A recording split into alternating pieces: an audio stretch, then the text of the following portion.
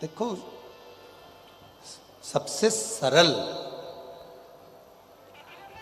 आप और हम अगर सतयुग में जन्म लेते तो हमें पूजन अर्चना ज्यादा करना पड़ती।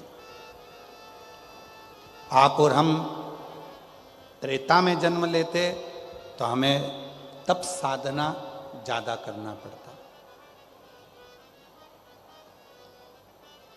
आप और हम द्वापर में जन्म लेते तो हमको तप साधना ज्यादा करना पड़ता।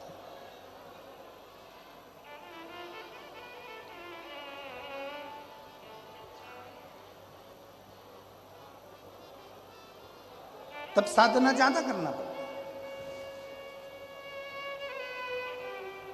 सतयुग, त्रेता, द्वापर,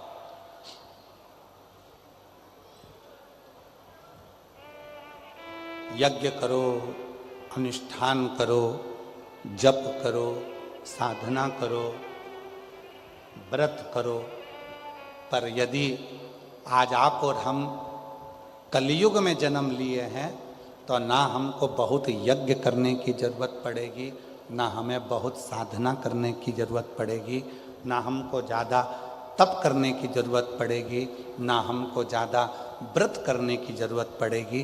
कलयुग में तो कलयुग केवल नाम धारा, जितना भगवान का नाम ले सकते हो और एक लोटा जल चढ़ा सकते हो चढ़ाओ। कलयुग में शिव अपने आप प्रसन्न होना प्रारंभ कर देते हैं। कलयुग की प्रसन्नता,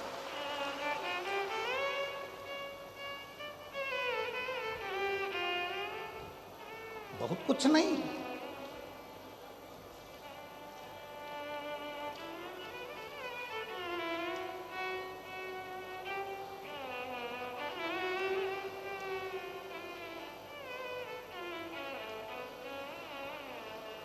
कलयुग केवल नाम आधारा और सुमर सुमर नर उतरहि पारा।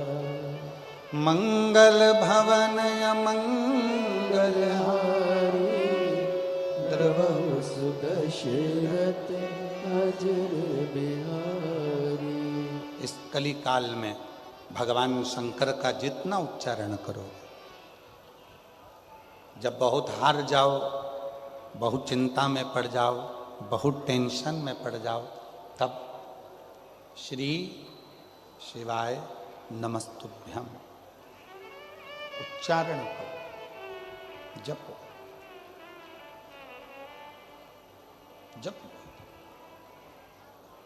कलयुग में केवल भगवान के नाम का उच्चारण ही हमें सुख दे देता है।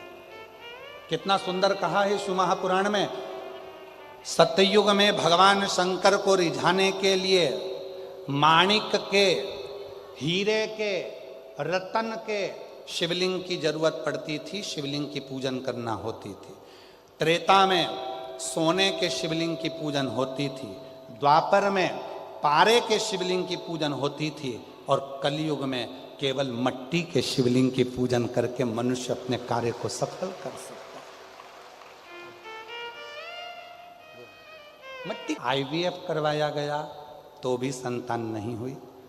कई साल निकल गए थे, तब पंडाल में बैठकर कथा सुनी, वहाँ की मिट्टी को गर्भ से लगा लिया बहन और भाभी ने, और शिव की कृपा से दोनों के घर में एक एक बेटा हुआ।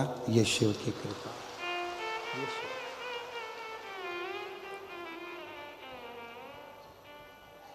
शिव शिव है। सतयुग में माणिक, हीरे, रतन के शिवलिंग की पूजन होती थी, त्रेता में सोने और चांदी के शिवलिंग की पूजन होती थी, द्वापर में पारे की शिवलिंग की पूजन होती थी, पर कलयुग में काय का शिवलिंग? मिट्टी का। केवल पार्थिव शिवलिंग का निर्माण करो, पूजन करो और बाबा से अपने मन का भाव करो। मन का भाव, मिट्टी का शिव। घर में ही, तुम्हारे घर में जो गमला है उसी में एक मिट्टी का ढेला लगाइए, शिवलिंग बनाइए, उसी पे जल चढ़ाओ, पूजन कर लो, आराधना कर लो, साधना कर लो, शिव कृपा करना प्रारंभ करो। कोई तुमसे कहे कि शंकर जी को रिझाने के लिए ये सामान लाना पड़ेगा, बिल्कुल नहीं। शिवरात्रि आ रही है 15 फरवरी को, महाशिवरात्रि है।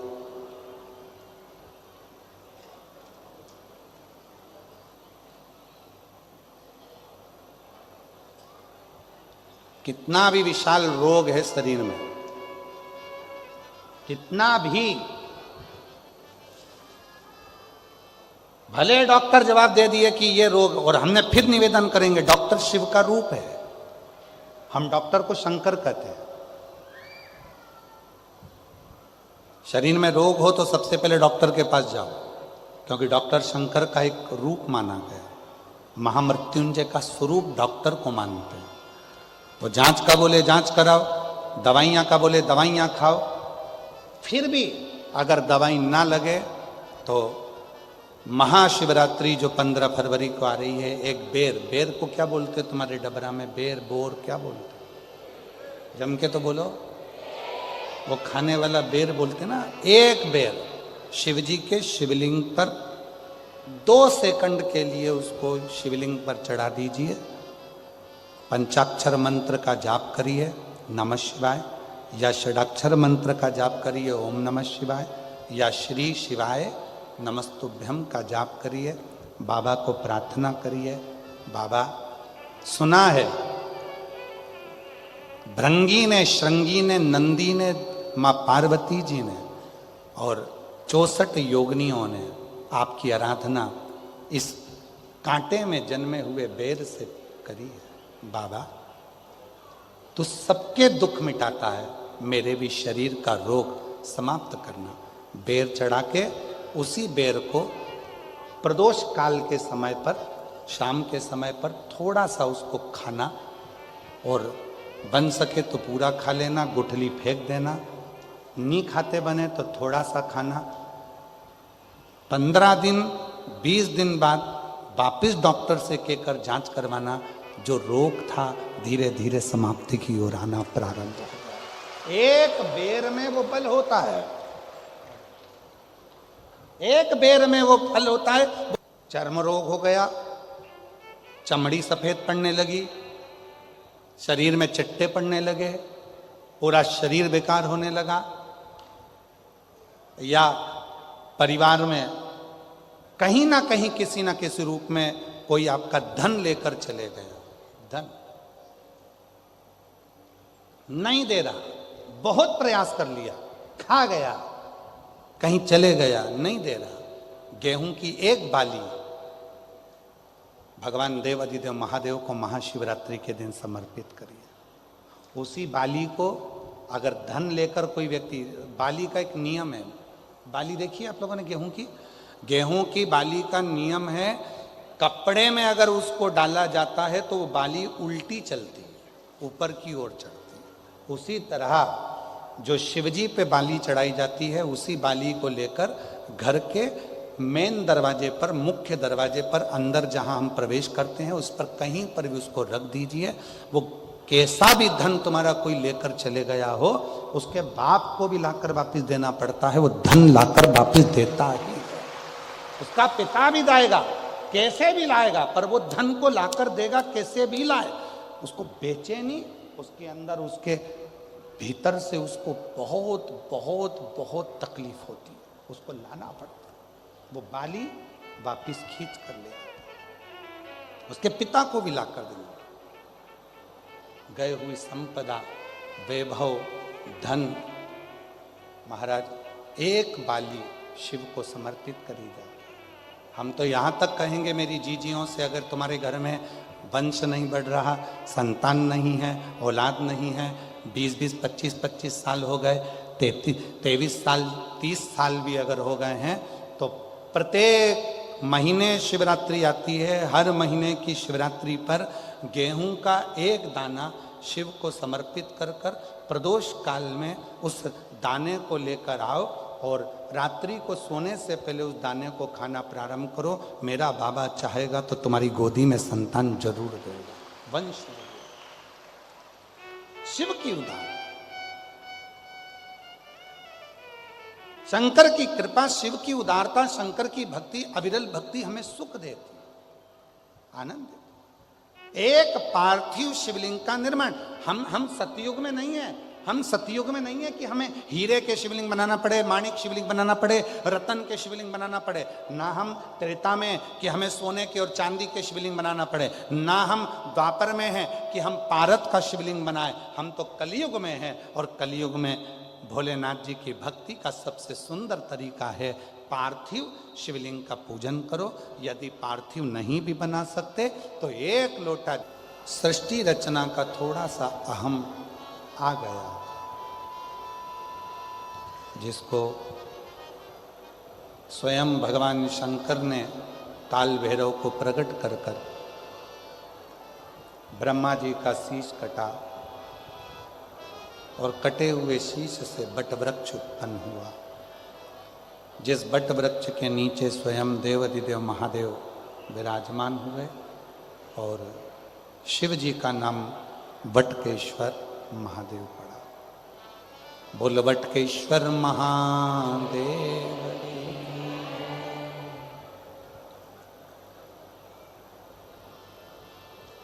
एक विश्वास, एक सत्य, ये दो चीजें भगवान शंकर को प्रिय है।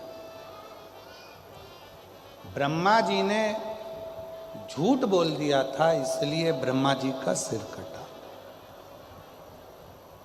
हमारा आप सबसे निवेदन है, भगवान देवाधिदेव महादेव के मंदिर में, शिव जी के मंदिर में, शिव महापुराण में जब आप जाते हैं, जितनी देर आप भगवान शंकर के मंदिर में बैठें या जितनी देर आप शिव जी के सामने रहें, उतनी देर अपने मन में किसी दूसरे के प्रति भेदभाव ना लाएं। बाबा से प्रार्थना करें कि बाबा ऐसी कृपा करना, किसी स्त्री की गोद खाली ना रहे और किसी पुरुष की जेब खाली ना रहे। इतनी ये दो चीजें, जिस नारी के संतान नहीं होती है, बच्चे नहीं होते हैं, उस नारी को बहुत सुनना पड़ता है। जिस नारी को औलाद नहीं होती है, उसको बहुत सुनना पड़ता है। दुनिया के लोग बहुत ताना देते हैं, अपशब्द कहते हैं, गालियां देते हैं, आड़ा तड़ा कहते हैं। और एक जिस पुरुष की जेब खाली रहती है, जिसके पास धन नहीं होता, पैसा नहीं होता, उसको भी बहुत सुनना पड़ता है। बाबा से रोज प्रार्थना करा करो, किसी नारी की गोद को खाली ना रखना, किसी पुरुष की जेब को खाली ना रखना।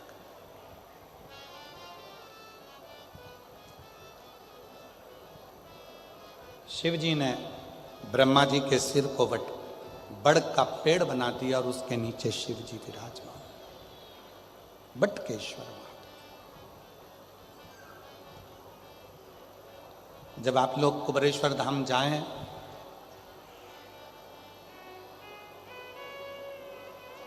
जो पुराना बट वृक्ष है, लगभग 300 साल पुराना, उस बट वृक्ष के नीचे शिव जी का निवास है। अभी रुद्राक्ष महोत्सव में तो उसको हम लोग चारों तरफ से बंद कर देते हैं, दर्शन ना हो। पर कभी आप लोग जाएंगे तो दर्शन करेंगे तो बटकेश्वर महादेव का भी दर्शन। सती माता जो भगवान देवाधिदेव महादेव को पति के रूप में प्राप्त करना चाहती थी, उन्होंने, दुनिया के लोग कहते हैं केवल पार्वती जी ने तप किया शिव जी को प्राप्त करने के लिए, पर शिव महापुराण की कथा कहती है जितना तप